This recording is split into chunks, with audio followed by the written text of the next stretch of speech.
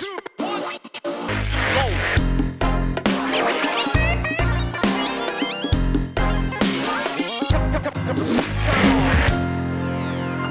vous faites un voyage de Paris à Nice pour profiter du soleil, quel moyen de transport choisirez-vous? Est-ce que c'est la voiture, le train ou l'avion? Je crois que les réponses ne sont pas pareilles parce que chacun a sa propre préférence concernant la confortabilité, le prix et le temps. Également, pour un projet industriel, les parties prenantes ont les différents objectifs.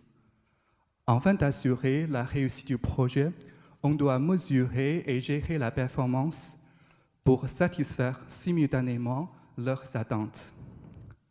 Donc, l'objectif de ma thèse est de développer une méthodologie outillée pour aider les décideurs dans la phase de prise de décision à l'aide d'un référentiel en suivant 4 axes principaux: le coût, le bénéfice, la valeur et le risque.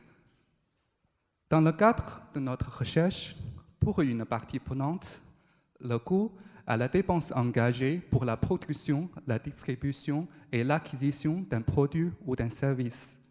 Le bénéfice à l'avantage potentiel par rapport à un objectif fixé au préalable.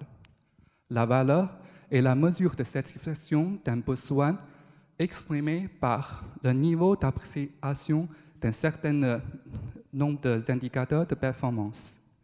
Et le risque, c'est la conséquence de la vraisemblance sur des événements, sur l'atteinte des objectifs.